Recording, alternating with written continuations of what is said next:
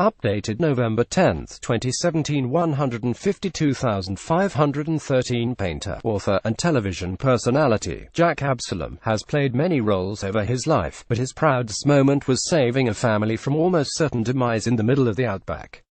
Mr. Absalom, who turns 90 this week, came to fame as one of the Brushmen of the Bush, a painting school founded in Broken Hill, in far west New South Wales, in the 1970s. Along with Pro Art, John Pickup, Hugh Schultz, and Eric Minchin, Jack Absalom toured the world with his art and enjoyed a camaraderie he said he misses a lot. "We were all the best of friends, and still are," he said.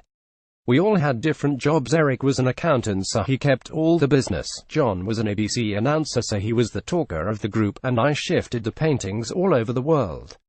Found family of 4, almost dead, working as a miner, kangaroo shooter, and in various contract roles in remote Australia." Mr. Absalom knew a lot about survival. They were skills that proved invaluable the moment he found a family in dire straits on his way to Lake Eyre. "When I got to them, the husband was crawling around like a little puppy dog and his wife and kids were underneath the car," he said. "The tongues were starting to swell up to choke them. It was terrible. It took me 4 hours non-stop with the 4 of them to get them back so I could talk to them. That's how bad they were." Not only were the family lucky to be found at all, but to be found by someone who knew how to treat people suffering life-threatening dehydration. "You can give them a cup of water because they'd gulp it down, it'd go into the lungs and it'd choke them, kill them," Mr. Absalom said. "You've got to just give them little bits to lower the temperature." Wrote Bush Survival Bible while he was already seeing some success as an artist. Mr. Absalom said finding that family was a turning point in his life, the beginning of a successful career as a survivalist, author, and television presenter. "It was the reason I wrote Safe Outback Travel, the book to keep people safe in the bush," Mr. Absalom said. "I came home after that and searched for a book on how to travel safely in the bush. There was none, so I said, well, I'll write one, so I sat down and I handwrote it over 10 days.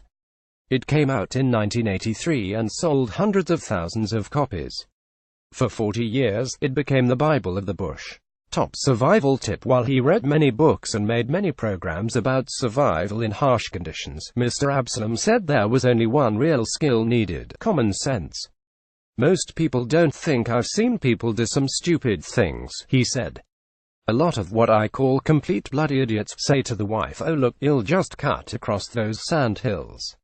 They get bogged, nobody knows they're there and they're dead. If you're going into the real outback, for God's sake you've got to take plenty of water, or you've got to know how to produce water."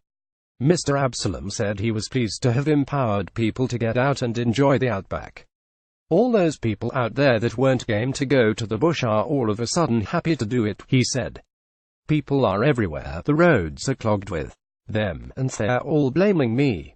Topics: rural tourism, visual art, older people, human interest, people, lifestyle and leisure, arts and entertainment, artistry, adventure. Broken Hill 2880. First posted November 10, 2017. 151,006.